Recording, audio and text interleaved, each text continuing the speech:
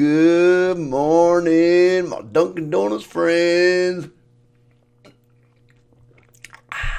Let's talk about regression.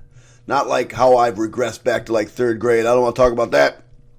Let's talk about regression. First of all these things can be found at, as you probably already know, nkinfinity.com. Just head on over to the website, bacham, click on New York State Teachers, click on Review. Near the bottom, these are going to be underneath either Essential Skills. Wow, has this not been refreshed in a while? Let's go down there to the bottom.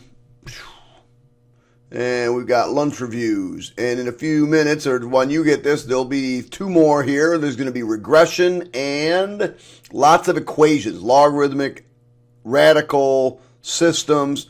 And then the next two after that are going to be trig review, or statistics review. So come on back. All right, for the scatter plot below, estimate the correlation coefficient. Now remember, the correlation coefficient has to run between negative 1 and positive 1. When it's out here at 1 or out here at negative 1, it is strongest, very strong. Negative 1 represents a strong negative correlation. 1 represents a strong positive correlation. All right, positive means as this goes up, this goes up. Negative means as this goes up, this comes down. So really you're looking for their slope generally. So this one, if you draw the line of best fit, all those points are really close to that line. Now it's not perfect. If it was perfect, it'd be 1. So if I had to estimate this, I might go, okay, 0.9. It's positive, it's going in a positive direction, and they're really tight. This one right here, is so bad, I might say that this is really close to 0. I can't tell if it goes that way or this way. I'm going to say this is really close to 0. And this, because it's even tighter than probably even that first one, I might go with the whole negative 0.95. They're really close. It's coming down, so it's going to be negative. Again, this one's positive, really tight, might be 0.92. This one is in fact, this is in fact coming down. I can see that its general shape is coming down. See if you kind of circle all those points, but it's pretty weak. So I might say it's a negative 0.6 or maybe a negative 0.7. This one, however, is perfect, but it's coming down, so it's a perfect negative 1. All right, let's talk about doing some regression. The table below represents the BMW Series 3 Series, whatever, over the first 5 years of ownership, where VAT is... Then someone says write a linear regression model for the data to the nearest dollar. Not all the time, and I don't know why I did that, but not all the time they're actually going to tell you what the regression model is going to be. So I put all these in already so I can go through them quickly. There it is. So what I've done is I put them in. Not all the time you're going to be able to say linear regression. You're going to have to actually look at the data and see what it looks like, or you might have to graph it. So what I'm going to do is I'm going to go into here, and I'm going to choose Insert, Data and Statistics. Now I don't know exactly how this works on other calculators. I know you can do it, but I'm not exactly sure how it's done. Only because I haven't used those calculators in years and years and years. So data and statistics. If I go over here, there's my data. I click down here. I choose time for my variable here, and my value would go up here. So notice it's pretty, coming straight down. It's got a very linear shape. If I drew a line of best fit in there, it'd be kind of linear, and it should be a negative slope. So when I'm done, I should have a negative slope. So what we'll do then is we'll go back to this, and now that I can see it's probably linear, I'm going to go Menu, Statistics, Stat Calculations, and I choose the one that says Linear Regression, the one I recognize, MX plus B. Our stats teacher uses this one. I don't remember why, but he does. We're going to do Linear Regression MX plus B. Click on that, choose X, or choose in this case T is our X value, value is our Y value, click OK. And there we go. Our slope is, and what do they say? Round all coefficients to the nearest dollar. So M, I'm going to write down what M equals. Negative 2,323 and 057. And B equals, should be close to what the price of the car was when it started, 3581.476. Now it's probably going to be less, but not quite. See, it's a little bit less than what it originally started. Well, you know, you'd almost think that it should be that, but because this is an estimate, it's not exact, it's not going to be perfect. And it always tells you what the equation looks like. It's right there. So we're going to look at this equation. Y, and don't forget, you've got to have that y equals. So it's really y equals mx plus b. You don't want to be that kid that misses the y and gets it wrong or rounds it wrong. Please be careful. Round to the nearest dollar. So y equals, remember, this is my slope. It goes in front of the x. It even tells you where to put things. So negative 2, 3, 2, 3. 2, 3, 2, 3. X plus 30,581. So there's the regression equation. If it's sold halfway through year 4, what would be the value of the car? Well, halfway through year 4 is time equals 3.5. So I'm going to go back over to my calculator. This time, I'm going to go into calculator mode. I'm going to put in 3.5. I'm going to store it into X or T. Let's store it into T. Oh, by the way, yeah, you could write it like this. The better way to write this model, because of the variables that they used, would be V of T is equal to this. Now, generally they're going to tell you if they want you to use T or X or M, but if this is the way they give it to you, you probably ought to give them the equation looking like that. Because remember, this is our Y value, this is our independent value there. So T equals 3.5. Negative 23 times T plus 30.581. Bam. 22,450. So V of 3.5 is equal to 22,450.5. This time it didn't say to root around to, so I'm going to say 0.50. Does it make sense that it's going to be between 22,000 and 21,000? There it is, about halfway through. Makes sense. Determine the correlation coefficient to the nearest hundreds. So we got to go back. We got to go back here. We got to go to our correlation coefficient. Correlation coefficient is the R value.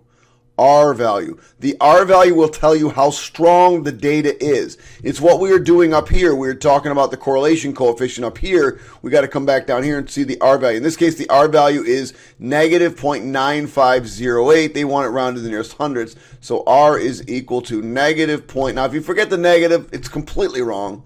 95. Rounded to the nearest hundreds. There it is. That means it's got a very high or very strong negative correlation. Okay, let's talk about example number 2. Example number 2. Blah, blah, blah, blah, blah, blah, blah, blah, blah. There it is. Yeah. So I've already got this stuff typed in. Again, this time they tell us to use power regression. This is one, they almost have to tell you to use power regression. You'll see why in a minute. But let's go look at it graphically. That's this one. My documents, I think I called this regression 2.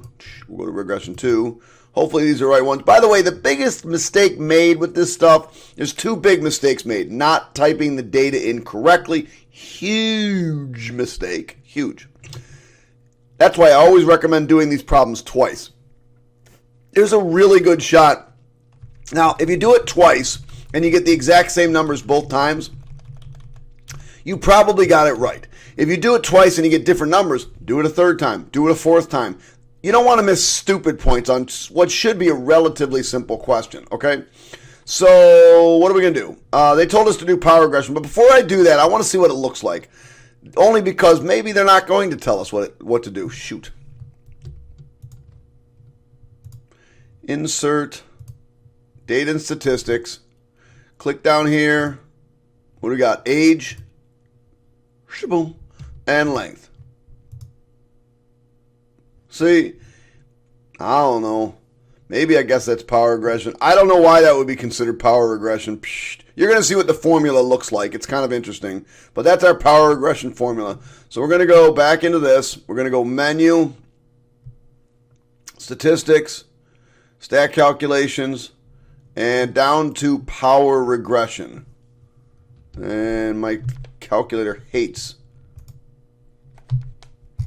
when I use my pen. So stats, stat calculations, power regression, it's down here. Click on age, click on length, click on OK. And there's the formula, y equals a times x to the b. Y equals a times x to the b. So there it is. This is our independent variable age, and this is our dependent variable length. So didn't tell us to write it in any special way, so we're just going to write y equals. Oh, I should write down what a equals and what b equals in this case. A is equal to, by the way, if you can't see enough of the digits on the calculator, always go here, highlight this, see how it turns into a bar like that? Click and hold until it turns into a hand. Mine doesn't, and then you just drag it to the right. Now it turns into a hand. See how it turns into a little hand? But you click and hold and then drag it to the right. Or you can just highlight the cell and the information's down here at the bottom. See down here at the bottom? So our A is 34.4119. 34.4119. I like 6 decimals, 448. 448. And the next one is 0.4943, 0.4943, 796, 796, 6 or 7 decimals. Round all coefficient, oh, to the nearest tenth. So I don't need that much. So I'm going to do 34.4 x to the 0.49. Boom, there's my equation. Use your model to predict the length of a 14-year-old Indo-Pacific fish. 14. Now, this would be extrapolating. You're going beyond the data. Normally, there's two things. There's interpolate, that's inside the data, and there's extrapolate, which means to go past the data. And that's what we're doing. We're extrapolating. We're going past the data. I don't know if that'll ever come up as a topic, but that's what that is. So, let's go over to our calculator, which is this one. We'll go back into calculator mode. And we're going to store 14 into x. 14, control var x. Press enter. And our formula was 34.4 x raised to the 0.49. 125.36. Didn't tell what to round to. 125.36. It should have 125.36. What the originals round to? 0.1 decimal. So I'm going to say the length should be 125.4. And notice they're sort of going in an upwards direction. It's kind of hard to tell. I hate power regression because I'm not really sure why. Whatever. Let's go to another one. This one shows the age and scores on a fitness test. So let's take a look at this. Let's get out of this.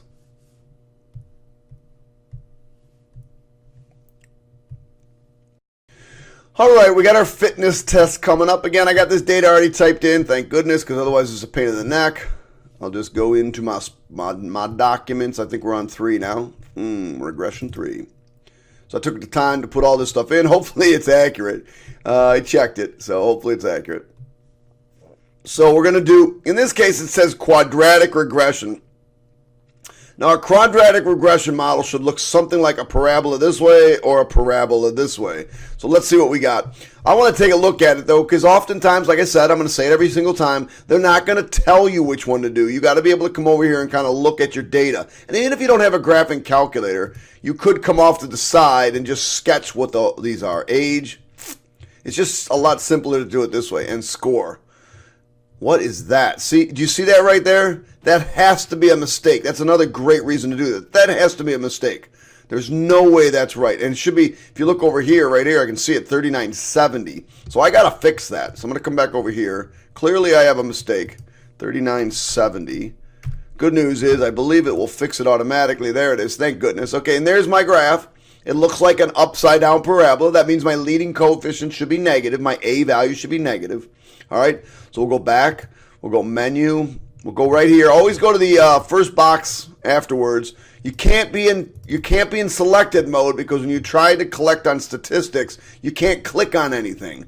Okay, that means you're in text entry mode or whatever. You're trying to enter in data mode, and you don't want to be there. You want a nice blue box. If it's white, it thinks you're typing in stuff. You don't want to be typing in stuff. You want to be in a blue mode. All right, menu. Now if I click on statistics, I can do a lot of stuff. Stat calculations. And they said, now be careful. There's quartic, cubic, and quadratic. Quartic is 4th degree. Cubic is 3rd degree. Quadratic is 2nd degree. You got to be careful. 2, 3, 4. It's in order, but you got to be careful here. So we're going quadratic. Age and score. We'll click OK. Can't see enough, so I'll drag it over. So let's see. There's the equation y times ax plus b, ax squared plus bx plus c. So my equation is going to be y equals ax squared plus bx plus c. Please don't forget the y. A equals, b equals, and c equals. A is negative 0.166855, negative 0.166855. B is 10.014, 10.014. Please be accurate with this, 217. And C is negative 61.4146. 4146. Now, what does it round to? Thousands place. I'm going to highlight that thousands place. 1, 2, 3. 1, 2, 3. 1, 2, 3. All right, those are the thousands place. So let me write that equation. Y equals negative 0.166. Nope. Got to round the 6 to a 7. Negative 167. Right there, I would have lost 1 point out of 4. 25% because I screwed that up. X squared plus 10.014x minus 61.415.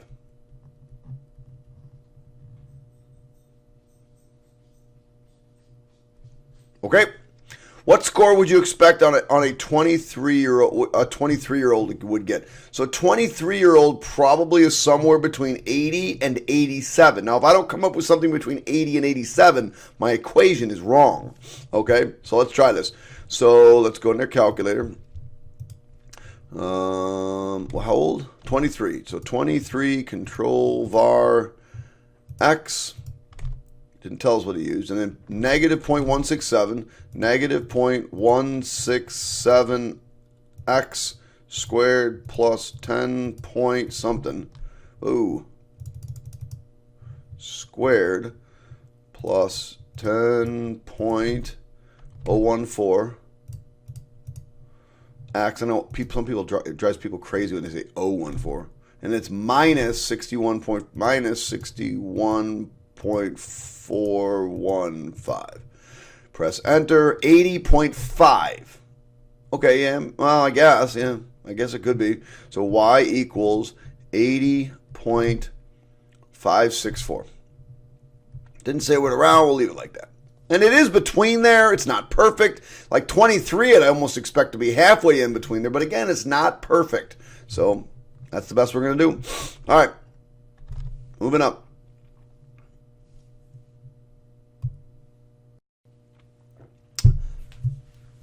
After finishing dinner,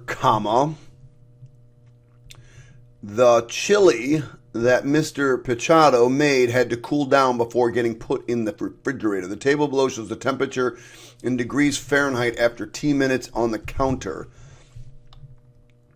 I did not tell you what to do on this one. I did not tell you the regression on this one. So we're going to actually have to look at this one and check it out. So let's open it up. You know, what you'll need to do is pause the video and type these in, obviously. I've got them in here.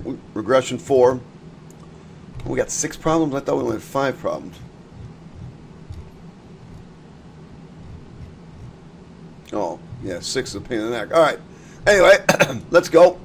Let's go, Meta. I got to insert a graph, so click on this. Insert data and statistics. Click on time is the X value. Careful with that one. And temperature is the Y value, right? Isn't it? time is the x value, temperature is the y value. Now, you probably could almost get away with linear regression, but to me it looks more exponential. Because if it was linear, it's just going to keep going down and down and down. Because it's temperature, it's coming down, and then it's going to kind of level off a little bit. So it's probably exponential regression. So we're going to do exponential. So, go back to my data, menu, analyze graph or statistics, stat calculations, and down here at exponential regression. Now my time was my x value. You really got to be careful when you put these in. It might be in your best interest is to look at it quick and call the one x and call the other one y, so when you get over here, you don't put them in the wrong place. Temp. Click OK. So it's y equals a times b to the x. Because if it's exponential, the exponent has to be there. And because it's decay, my a value better be a number between 0 and 1. My b value better be a number between, because b is my base, right? B is the base. This one's the one that's got to be between 0 and 1. So a is 92.24196. 98.24196. And that should be close. Oh, it's not really close. Oh, yeah, it should be close to your starting value, which it is. And our b value is 0.96866. 0.96866. So my equation is going to be y equals 98 point to the nearest thousand. Let me highlight that thousands. 98.242.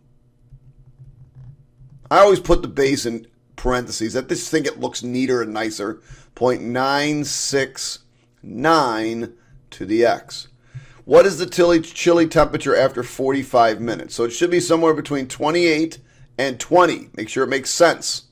Make sure your answer makes sense. Go back over here. 98.242, 98.242, parenthesis, 0.969, 0.969, parenthesis, raised to, oops, 45. I'll just put 45. I could have put x. Enter, 23.86. Yeah, makes sense. No, doggone it. So temperature equals, since it's rounded, these are rounded to the nearest, I'm just going to put 23.86. They didn't tell us where to round to. That should be good enough. They'll always tell you where to round to. All right, the data below. Wait, I'm going to save this and I'll be right back. Oh, excuse me. Ooh, what am I doing?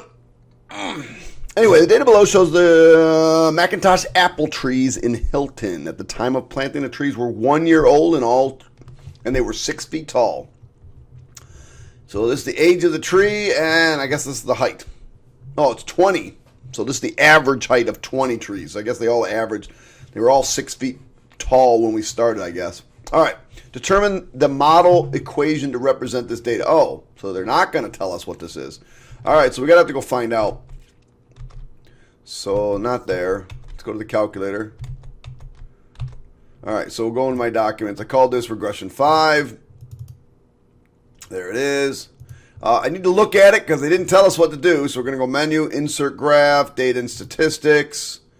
Now remember, that's just plotted points all over the place. We got to click on the bottom. Age is my independent variable, so that goes on the bottom. Height is my dependent variable. That goes on the top.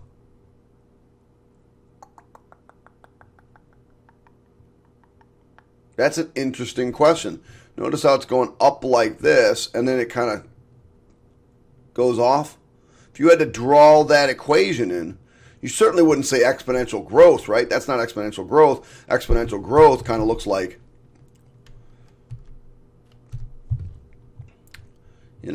what do we got? Exponential decay, exponential growth, right? What is this one that goes like that? It's logarithmic. So this looks like it's going to be logarithmic regression. So determine the model equation. So the model is the equation, but they didn't tell us. So I think it's logarithmic. It looks like a logarithmic curve. That's what we're going to do. So we're going to go back. We're going to go menu, statistics, stat calculations, and we got to find one that says logarithmic. Logarithmic regression. There it is. Well, now it's gone. Logarithmic regression. Age is independent. Height is dependent. Ah, look what the equation is they gave us. It's a natural log. So it's a plus. So y equals a plus the natural log. Oops, b times the natural log. I forgot about that. B times the natural log. Good thing they tell us. The natural log of x. So we got to figure out what a and b are. A is 6.099. A is equal to 6.099. I should have said where to round it. Let's round to the hundreds place. We'll go hundreds place. 6.99341. 341. And B is 6.108. 6.108. 180. 180. Highlight the hundreds place. And let's write this rounded equation up. So y equals 6.10, right? Because that rounds that up to 10, plus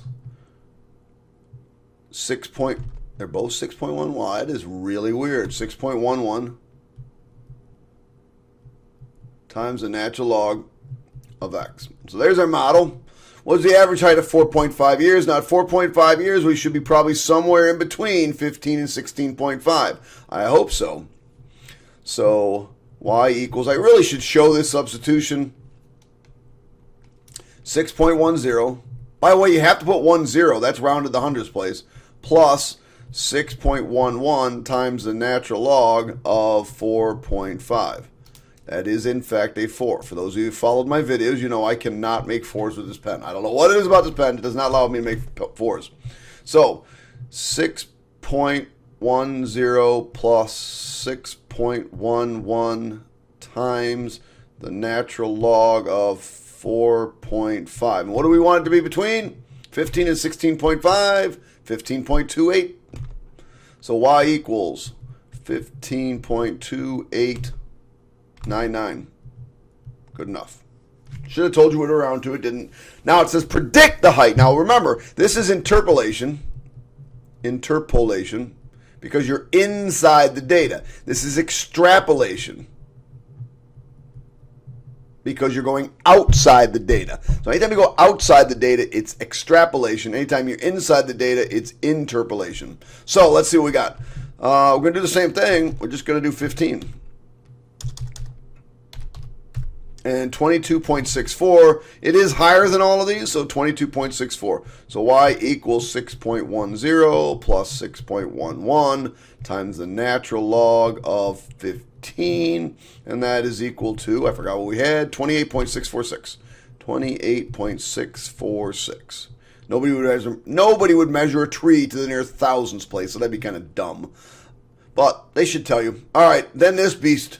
If you're working, get that typed in. I'll be back with it already typed in.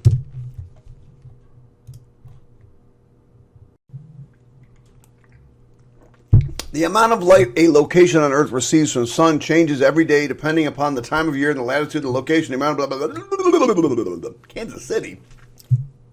We picked Kansas City. I don't even know where this problem came from. We're going to do sinusoidal regression. It's not an equation I made up. It's probably somewhere I got somewhere. Sinusoidal regression. So all we're going to do is type this data in. I've already typed it in. Go to the calculator. Probably should have closed all this stuff. Let me get rid of all this crap.